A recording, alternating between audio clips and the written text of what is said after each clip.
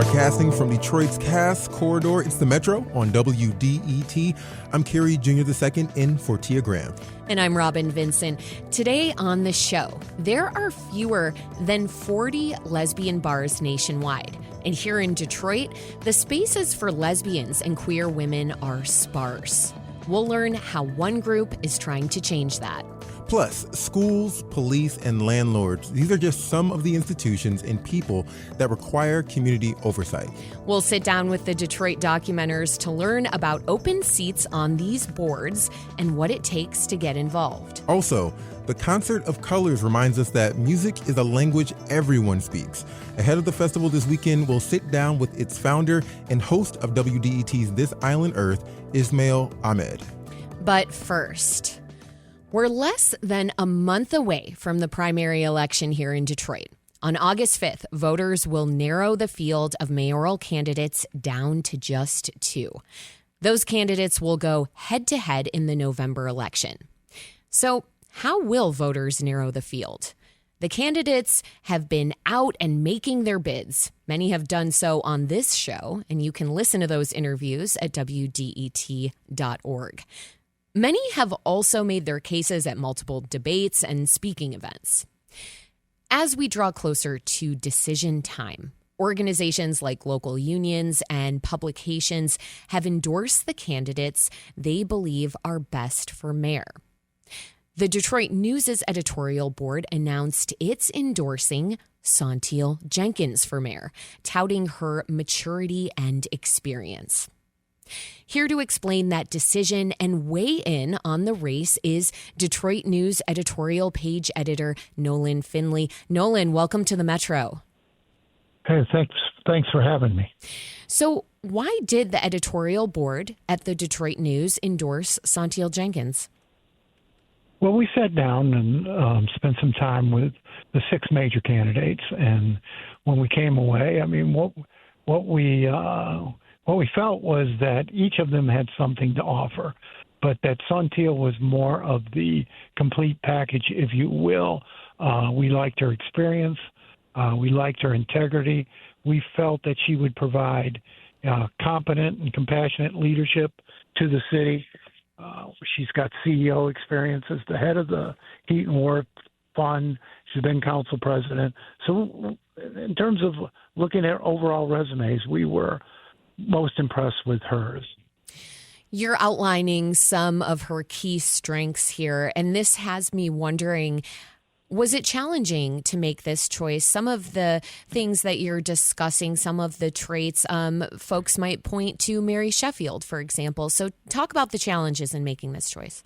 Yeah, it was. I mean, we spent a lot of time talking about it, went back and forth on the candidates and weighed them against each other. And the truth was, I mean, there's not a whole lot of difference in terms of quality difference between the candidates. All of them, as I said, had something to bring to the table. None of them stood out head and shoulders above the rest. So, yeah, there was a lot of consideration, a lot of back and forth. Several names were in the mix by the time we made our final decision. When you say none of them stood out head and shoulders above the rest, I'm wondering what would have made a candidate stand out that much? Of course, you know, we're like a lot of folks that we're looking for another Mike Duggan, and there's not a Mike Duggan in this race. Now, that doesn't mean someone couldn't develop into being a mayor of the same caliber of Mike Duggan. I mean, you don't need to have his same characteristics, and the new mayor doesn't have to, you know, be constantly asking himself or herself, what would Mike Duggan do? I mean, we expect the new mayor will set a different course. We just hope it's a course that leads us to a productive and prosperous future in the city. And so, you know, we would have ideally liked someone with a lot more private business experience, someone who really understood firsthand what it takes to do business in the city. But we thought Saunteel came closest to that. When we talk about Mayor Mike Duggan, a lot of folks see his tenure as being quite transformative for Detroit. And that means that this mayoral race is really happening at a pivotal time. It's a time where the next leader of Detroit could build on the momentum that the city is seeing right now, or they could potentially drive it off a cliff. How would you describe this moment for the city of Detroit? Well, I think that's exactly it. I mean, it could go one way or the other, and leadership does matter. And so you need a mayor who will continue the momentum. And again, they may pursue a different strategy, but the city needs to keep going forward. And so you need a mayor who can continue pushing the city ahead, and a council who is also committed to that mission. And it's a balancing act in Detroit. I mean, you've got to attract investment and jobs and development, but you've also got to be mindful that a lot of people living here who are struggling. So you have to have a sensitivity to poverty and crime and quality of life issues in the city. So it's not an easy job. That's right. And the editorial board at the Detroit News lists Jenkins' ability to handle three things in particular, and that's education, public safety, and property taxes. Would you say those are the items that are most important for the next mayor? And can you just briefly touch on those three? Yeah, I think those are the barriers to completing this comeback. I think they're the barriers to growth. Now, the mayor doesn't have direct control of the schools or much involvement in the schools, but the mayor should involve himself or herself in supporting the schools, making the school neighborhood safe, making sure there's transportation, public transportation to get kids to school, because getting the kids to school is one of the biggest barriers to success in our Detroit public schools. A lot of kids just can't consistently get to the classrooms, and if they're not in class, you can't teach them.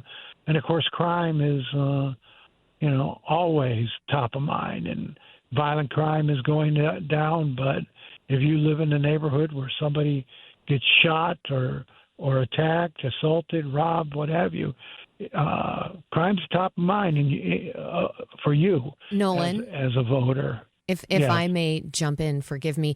I think we can agree that Mayor Duggan has done a lot when it comes to lowering crime rates. I do want to go back quickly, though, to education, because that is certainly a critique of Mayor Duggan's by a lot of education advocates, that he was too hands-off when it comes to K through 12 education. Do you agree with that?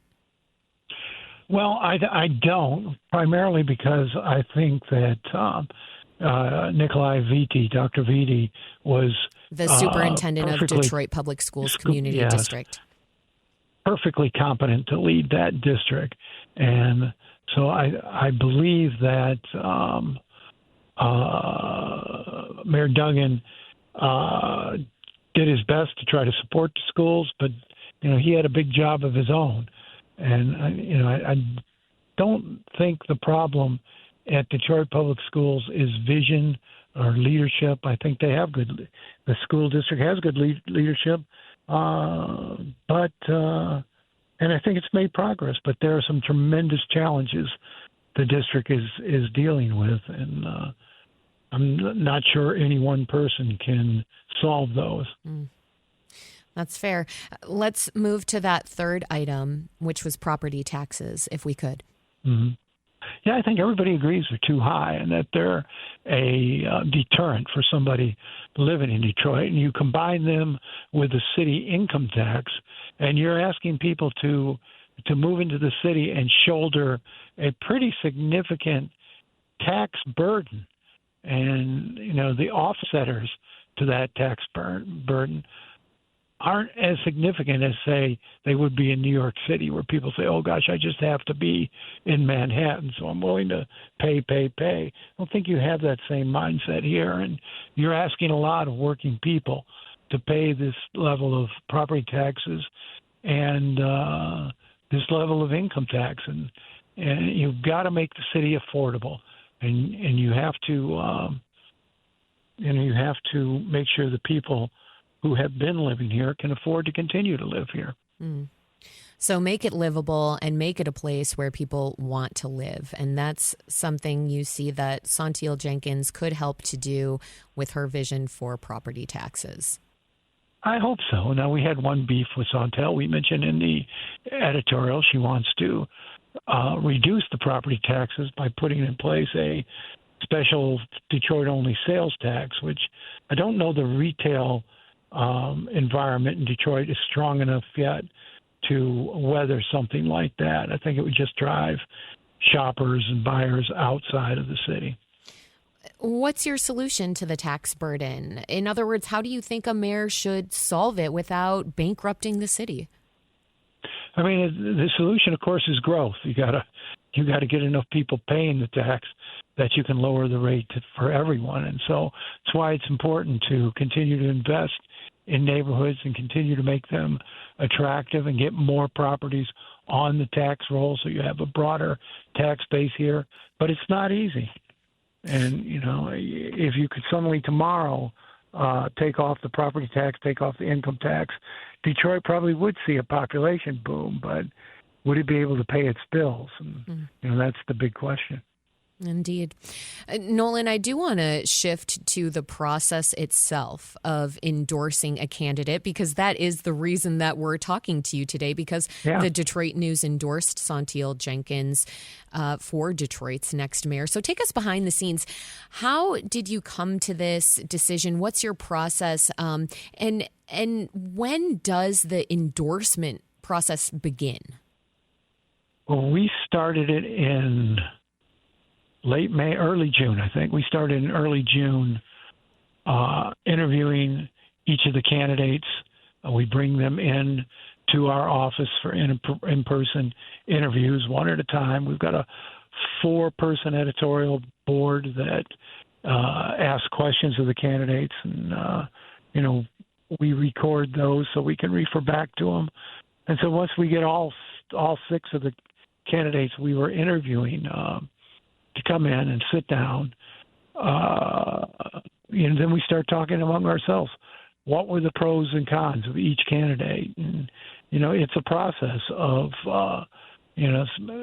putting things on a scale. We like this, we don't like that, we don't like the other thing. And we see then who best shares our vision of what the city needs and what the qualities are we expect in the next mayor.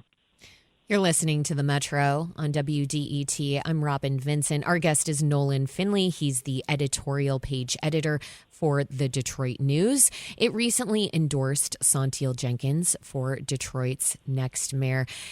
Now, there's been a trend in recent years, Nolan, of publications moving away from endorsements.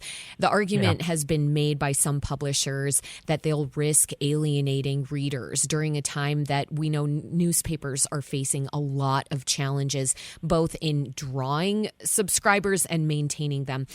So why endorse a candidate at all? Well, we think our readers expect that of us, that they expect us to, fulfill our role in vetting candidates and helping them make their choices. We don't feel it has alienated our readers at all. I mean, of course, when you make an endorsement, the people who disagree with it are pretty vocal, and some of them do get angry.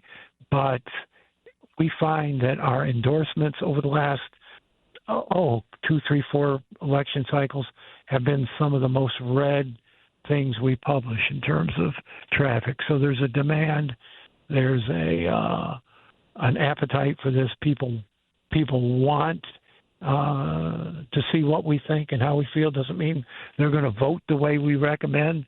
Some of them will vote the opposite, but just because it's us. But we do feel it's part of a newspaper's responsibility So it sounds like what you're saying is that at the very least, it spurs important community dialogue. What else do you want the impact of the endorsement to be?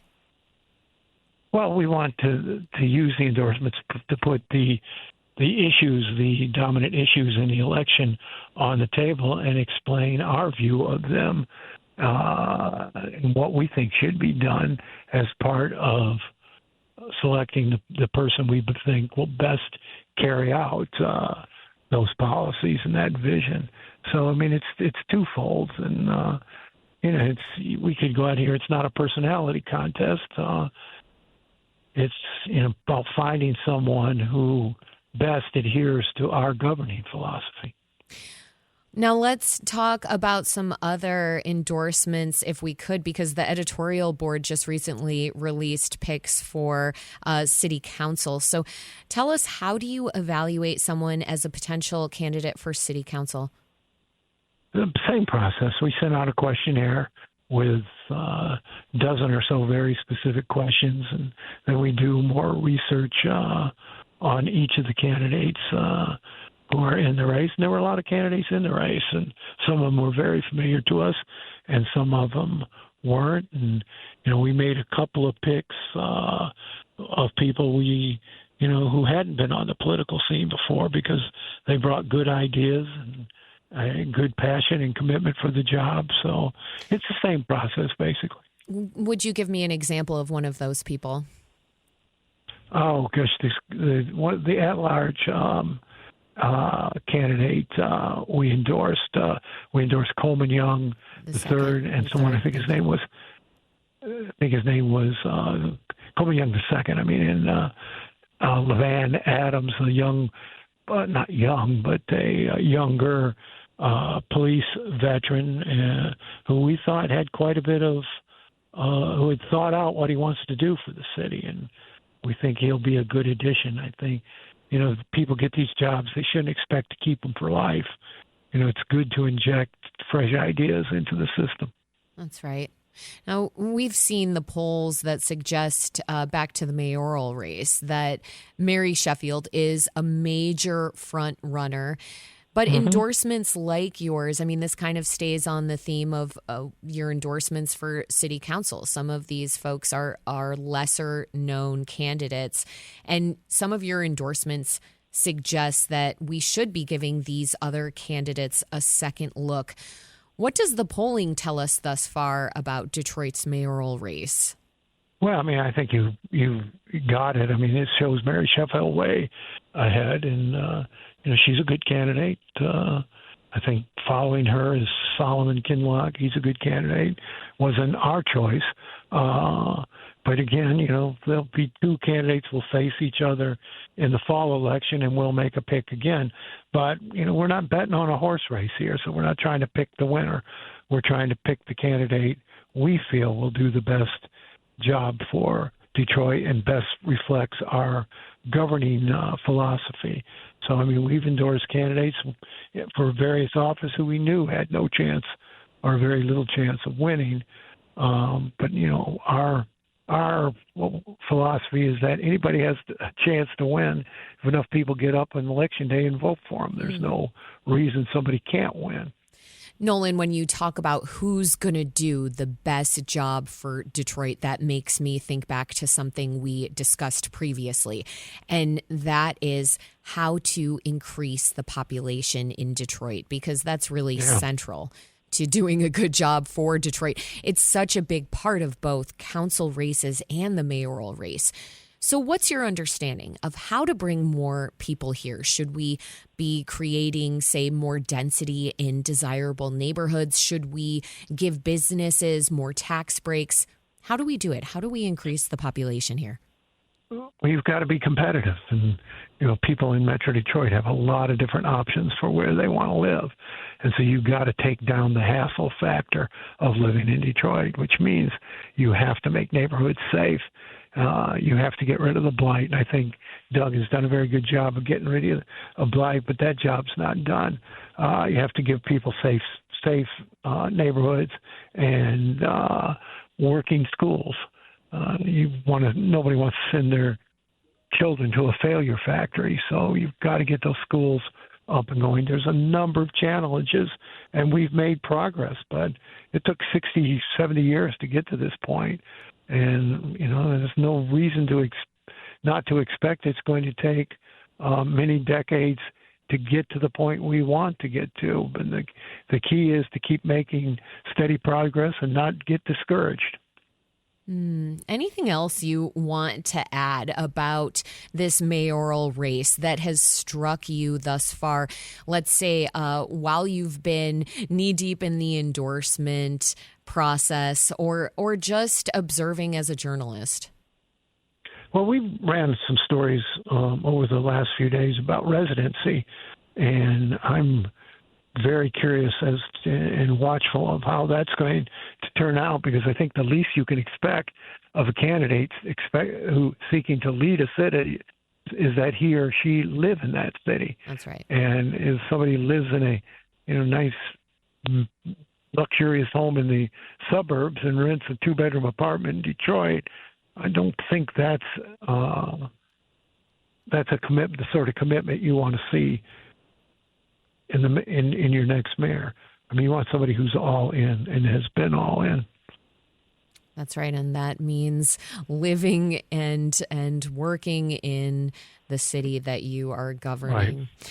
Nolan Finley is the editorial page editor for the Detroit News. The newspaper recently endorsed Saunteel Jenkins to be the next mayor of Detroit. Nolan, thank you so much for joining us on the Metro. Thank you, Robin. It's been a pleasure.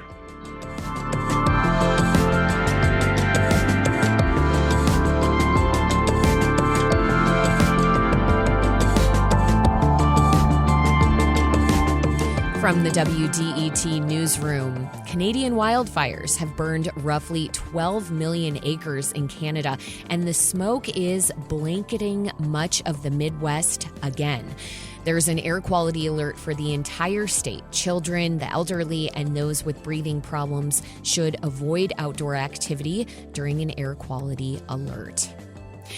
Michigan's Medicaid program stands to lose about $15 billion in federal funding over the next 10 years. The reduction is part of the tax cut bill President Trump signed on July 4th.